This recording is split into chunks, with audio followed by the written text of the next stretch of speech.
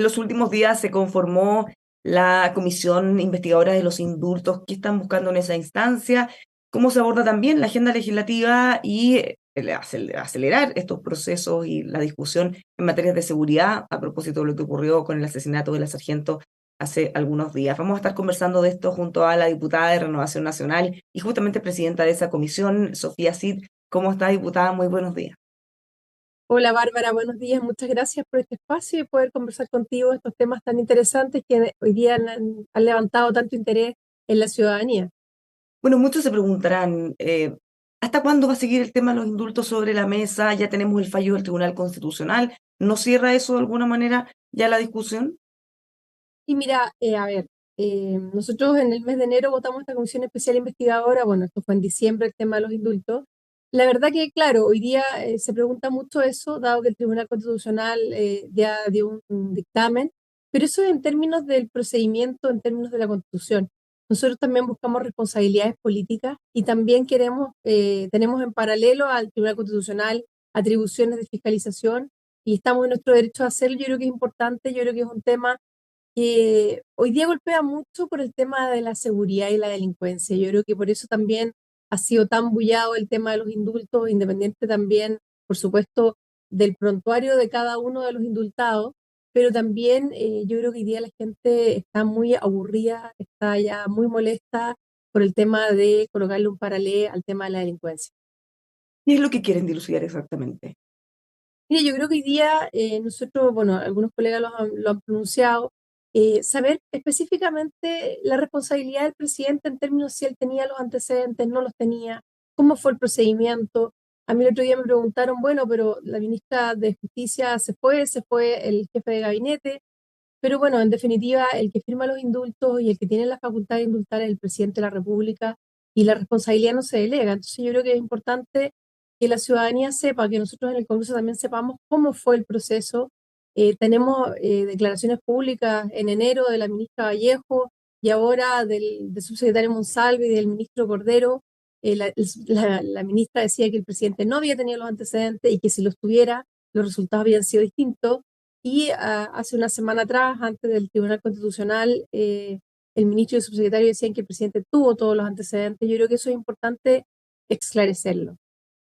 Hace algunos días la presidenta del PPD, Natalia Pirgentili, decía ya, que para tratar de dar vuelta quizás la página, si es que había que revisar algunos indultos, bueno, se tendrán que revisar.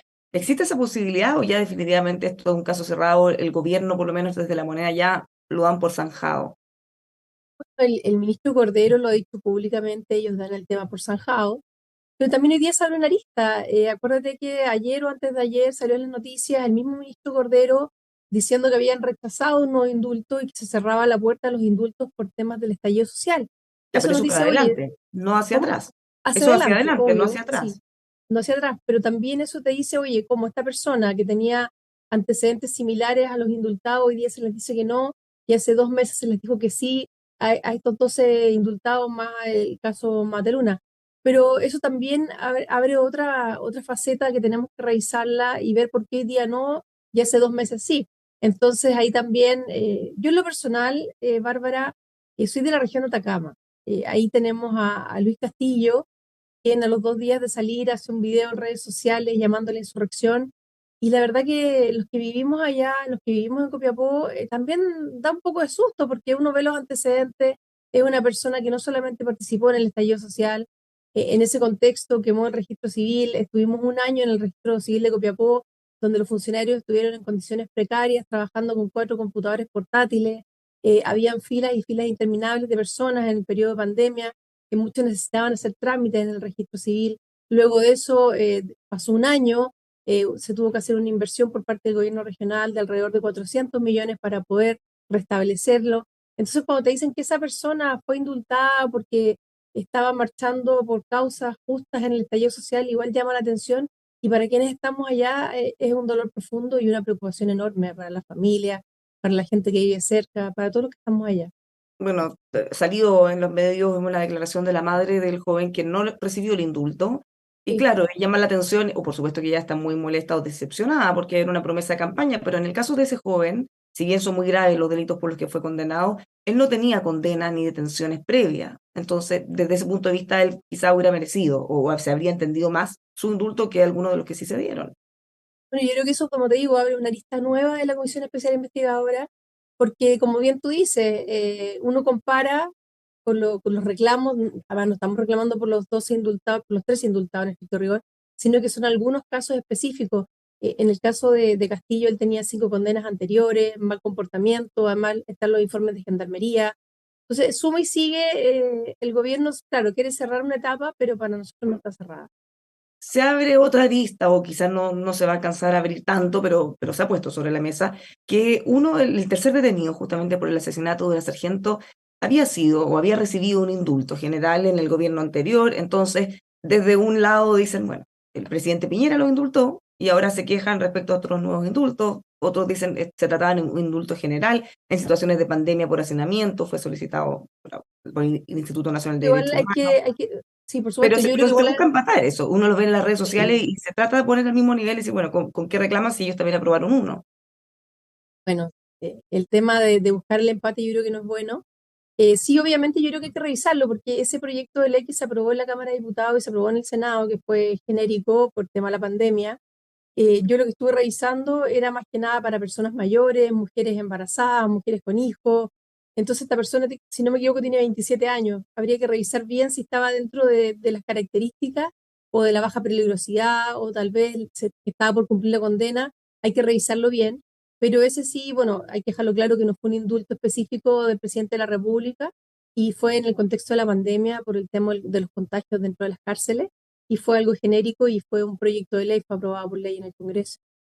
Y ahí obviamente también uno revisa las votaciones, fue aprobado 100% por los que hoy día están en el gobierno y también fue una solicitud que en algún momento también hizo la expresidenta Bachelet cuando estaba trabajando en el tema de los derechos humanos en la ONU. Hay que ver el contexto, yo creo que no hay que bajarle el perfil, pero como te digo, hay que revisar bien por qué se le dio el indulto.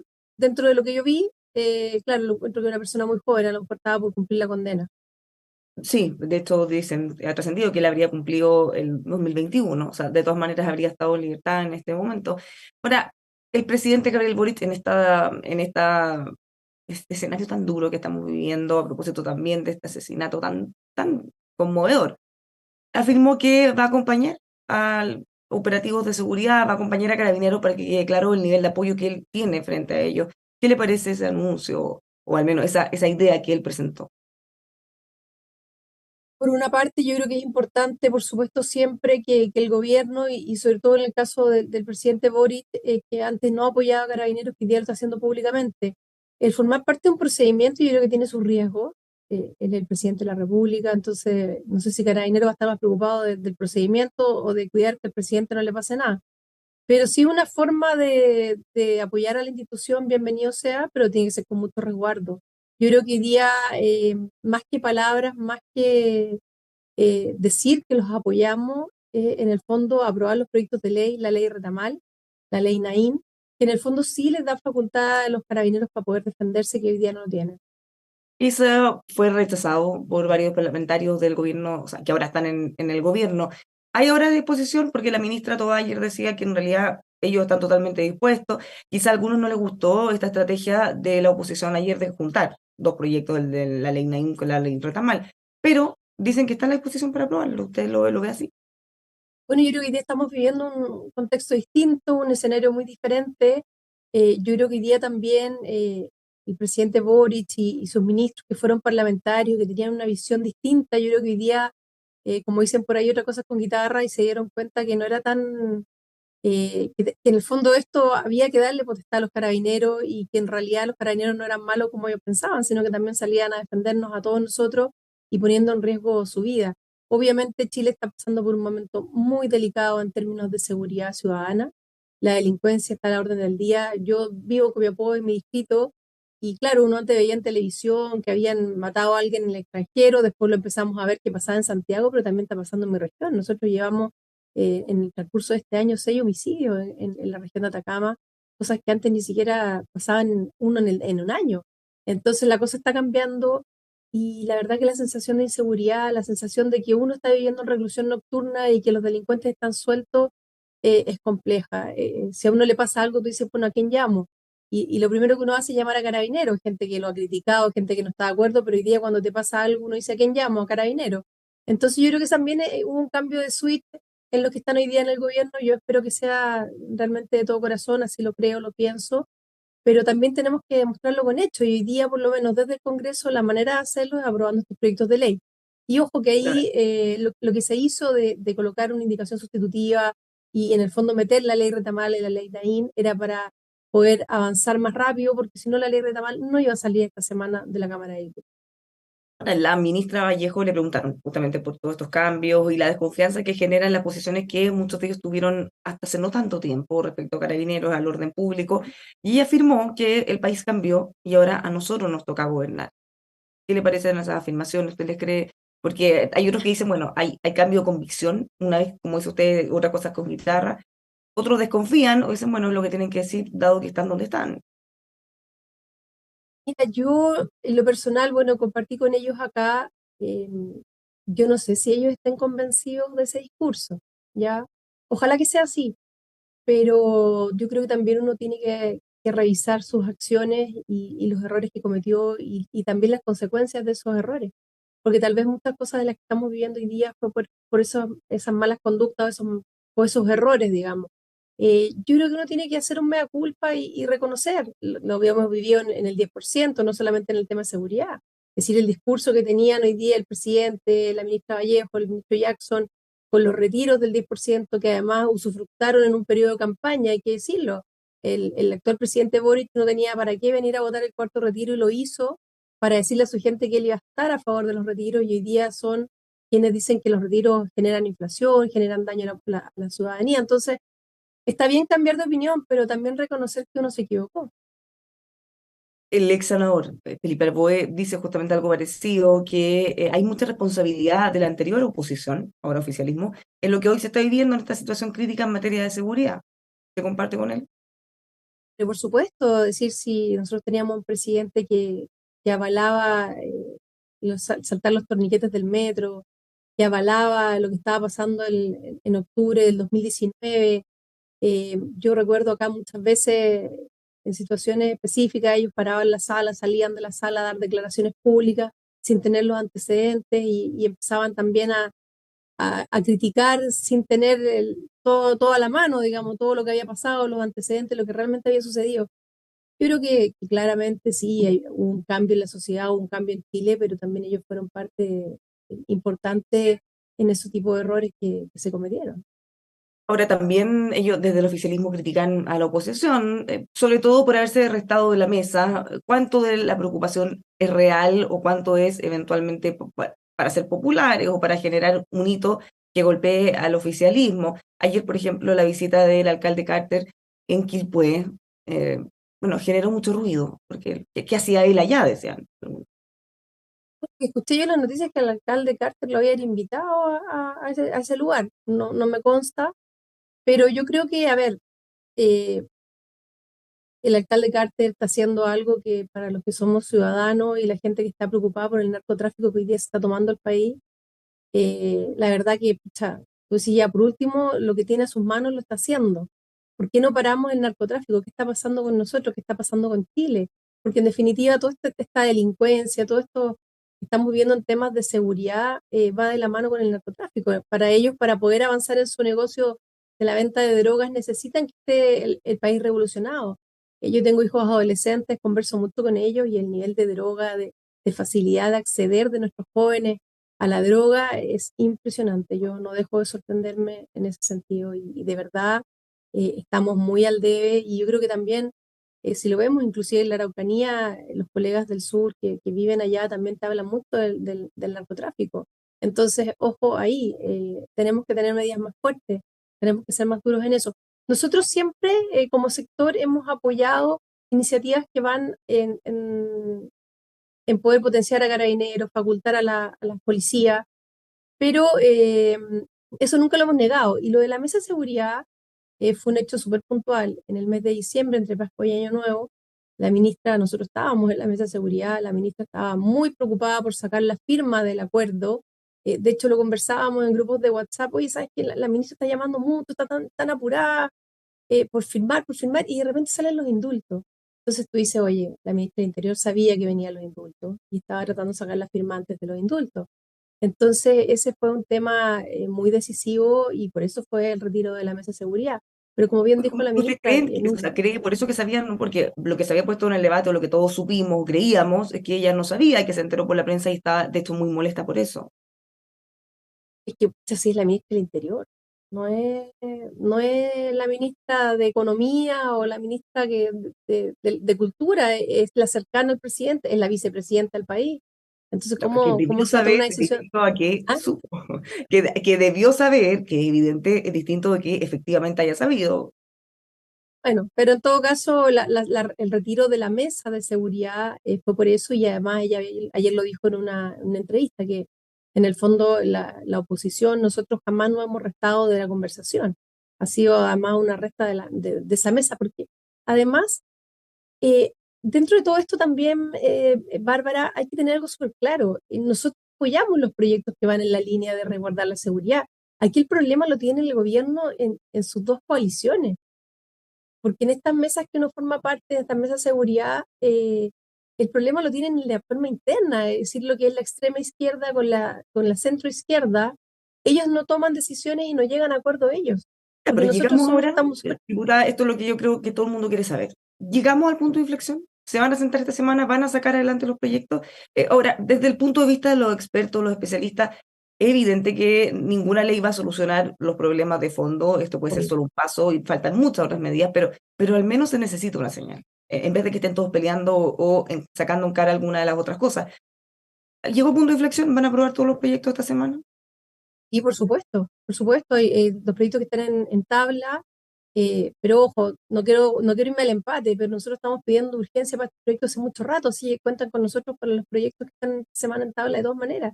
Y de hecho, nosotros queremos que los proyectos o se despachen al Senado o los que se pueda se vayan a ley, pero no que se queden en la Cámara, que vuelvan a comisión, que se le metan más indicaciones, no, queremos que esto realmente avance, porque por algo también suspendimos las semanas digitales, todos los colegas tenían agenda en sus distritos, yo también, llegué ayer de Copiapó, y de verdad estamos acá 100% comprometidos y vamos a avanzar en los proyectos y los vamos a aprobar. Dentro de todas las cosas que se están discutiendo y dada la dificultad que es de abordar todo el tema del narcotráfico, la inseguridad, violencia, etcétera, el gobernador Claudio Rego pide más atribuciones para los gobernadores regionales. Desde lo local hay mucho más conocimiento, hay muchas más cosas que se podrían hacer. ¿Usted cree que debería hacerse algo como eso? Bueno, yo creo que la ley de los gobernadores es algo que se lanzó como una prueba y la verdad que tiene mucho que arreglarse. Hay muchas cosas que modificar. Piensa tú que el gobernador regional, que es una persona que es electa en la región, maneja solo el 8% del presupuesto de la región. Entonces tampoco, claro, la gente le pide más de lo que puede dar, así como la canción. Y de verdad que ellos hay que arreglar eso. Además, tienes un gobernador regional y sigues teniendo un delegado presidencial que es el que está a cargo de los Ceremis, que tienen el 32% del presupuesto de la región. Yo creo que esa ley, claro, desde el punto de vista regionalista, se ve bonita, se escucha linda, pero hay que colocarle más atribuciones, hay que mejorarla, hay que ver los cargos que al final quedan en las regiones, ver quién en el fondo toma las decisiones. Porque imagínate, yo siempre decía, oye, vamos a tener un gobernador que va a financiar cierta parte del presupuesto, vamos a tener un delegado presidencial y cuando vayamos a inaugurar una obra, ¿quién va a cortar la cinta? Que en el Mm. fondo tenemos dos jefes en la región en estricto rigor. Por último, pensando en el contexto en el que estamos, ¿qué espera para la jornada del Día del Joven Combatiente? Ya hemos visto incidentes bien violentos en liceos y en las últimas horas, desde ayer, estamos hablando que esto es mañana. Bueno, nosotros en la región de Atacama todos los años tenemos bastantes manifestaciones en el Día del Joven Combatiente. O yo espero, ojalá que no sea tan duro, pero sí, Bárbara, yo creo que hay un tema también en tema de educación, la violencia en los colegios, lo que estamos viviendo después de la pandemia, se asociaba mucho al tema del encierro, al de no poder compartir los chicos, pero yo creo que también ahí hay que hacer algo. No puede ser que en un colegio entre un niño con un arma blanca y agreda a otro compañero. Entonces, viendo ese contexto, claro que preocupa el Día del Joven Combatiente, por supuesto que preocupa. Bueno, nos quedamos entonces mirando qué va a ocurrir esta semana en el Congreso. Muchas gracias por haber conversado con nosotros. Muchas gracias, Bárbara, te pasaste. Los dejamos invitados a seguir informándose aquí en emol.com.